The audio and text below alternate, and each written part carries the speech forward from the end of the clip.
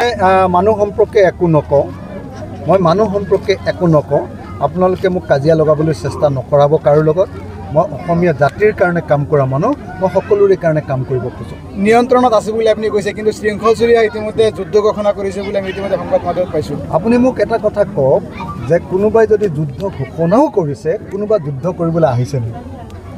অসমীয়া মানুহটো ইমান মূৰ্খ নহয় ন যোৱা 2014 চনৰ 16 মে তাৰিখৰ পৰা অসমৰ বিদেশীক খেদিব বুলি বিজেপিয়ে কৈছিল 2014 চনৰ 16 মেৰ পৰা এতিয়ালৈকে কেইবছৰ হ'ল কেইবছৰ 11 বছৰ 12 বছৰ হ'ল 12 বছৰত এজনো বিদেশী নেখেদিলে এতিয়া 2026 চনৰ ইলেকশ্যনটো হোৱাৰ লগে লগে বিদেশী খেদিবৰ কাৰণে উঠি পৰি লাগিলে এইটো কোন মূৰ্খই বিশ্বাস কৰিব কোন মুখ্যই এই কথাটো বিশ্বাস কৰিব আপোনালোকে ভাবক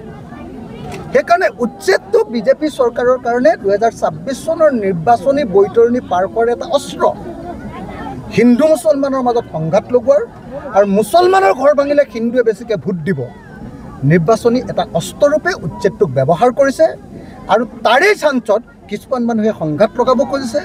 যুদ্ধ যুদ্ধ বুলি কৈ আছে চাওক আমি আহোম মানুহ মই সাতগৰীয়া আহোম বংশৰ মানুহ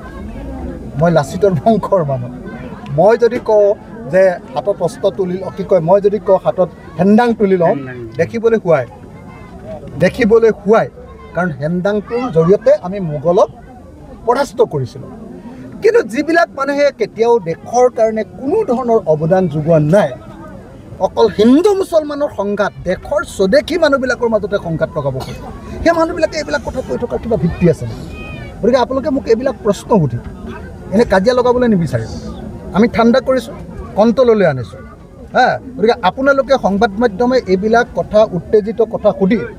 মানুহৰ মাজত উত্তেজনা বিয়পায় আপোনালোকে উজনিৰ মানুহবিলাকক বিপদত নেপেলাব মই স্পষ্টকৈ কৈছোঁ সংবাদ মাধ্যমকো কৈছোঁ আপোনালোকে সেই মানুহবিলাকৰ কথাবিলাক উলিয়াই নাথাকিব যিবিলাকে হিন্দুক কাটিব লাগে মুছলমানক কাটিব লাগে বুলি কয় হিন্দুক কাটিব লাগে বুলি কোৱাটো বন্ধ কৰক মুছলমানক কাটিব লাগে বুলি কোৱাটো সংবাদ মাধ্যমে বন্ধ কৰি দিয়ক প্ৰচাৰ কৰা তেতিয়াহে আমাৰ মাজত সুখ হ'ব সংবাদ মাধ্যমে আকৌ মুখ জেক মাৰি আকৌ কাজিয়া লগাব খুজিছে আপোনালোকে ধন্যবাদ মানুহ সম্পৰ্কে একো নকওঁ মই মানুহ সম্পৰ্কে একো নকওঁ আপোনালোকে মোক কাজিয়া লগাবলৈ চেষ্টা নকৰাব কাৰো লগত মই অসমীয়া জাতিৰ কাৰণে কাম কৰা মানুহ মই সকলোৰে কাৰণে কাম কৰিব খোজো নিয়ন্ত্ৰণত আছে বুলি আপুনি কৈছে কিন্তু শৃংখল চুৰিয়া ইতিমধ্যে যুদ্ধ ঘোষণা কৰিছে বুলি আমি ইতিমধ্যে সংবাদ মাধ্যমত পাইছোঁ আপুনি মোক এটা কথা কওক যে কোনোবাই যদি যুদ্ধ ঘোষণাও কৰিছে কোনোবা যুদ্ধ কৰিবলৈ আহিছে নেকি অসমীয়া মানুহটো ইমান মূৰ্খ নহয় ন যোৱা 2014 চনৰ 16 মে তাৰিখৰ পৰা অসমৰ বিদেশীক খেদিব বুলি বিজেপিয়ে কৈছিল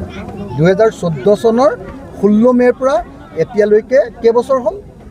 কেইবছৰ 11 বছৰ 12 বছৰ হ'ল 12 বছৰত এজনো বিদেশী নেখেদিলে এতিয়া 2026 চনৰ ইলেকশ্যনটো হোৱাৰ লগে লগে বিদেশী খেদিবৰ কাৰণে উঠি পৰি লাগিলে এইটো কোন মূৰ্খই বিশ্বাস কৰিব কোন মুখ্যই এই কথাটো বিশ্বাস কৰিব আপোনালোকে ভাবক সেইকাৰণে উচ্ছেদটো বিজেপি চৰকাৰৰ কাৰণে 2026 চনৰ নিৰ্বাচনী বৈতৰণি পাৰ কৰাৰ এটা অস্ত্ৰ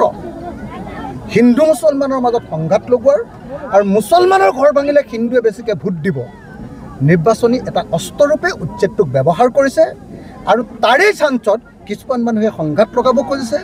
যুদ্ধ যুদ্ধ বুলি কৈ আছে চাওক আমি আহোম মানুহ মই সাতগৰীয়া আহোম বংশৰ মানুহ মই লাচিতৰ বংশৰ মানুহ মই যদি কওঁ যে হাতত অস্ত্ৰ তুলি কি কয় মই যদি কওঁ হাতত হেন্দাং তুলি লওঁ দেখিবলৈ শুৱাই কাৰণ হেন্দাংটোৰ জৰিয়তে আমি মোগলক পৰাস্ত কৰিছিলোঁ কিন্তু যিবিলাক মানুহে কেতিয়াও দেশৰ কাৰণে কোনো ধৰণৰ অৱদান যোগোৱা নাই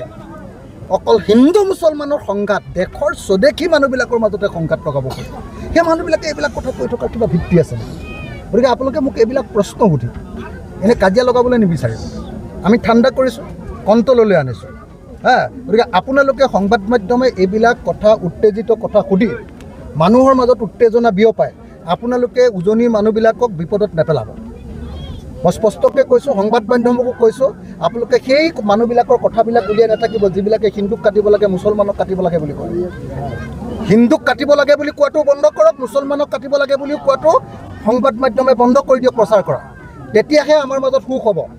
সংবাদ মাধ্যমে আকৌ মোক জেক মাৰি আকৌ কাজিয়া লগাব খুজিছে আপোনালোকে। ধন্যবাদ।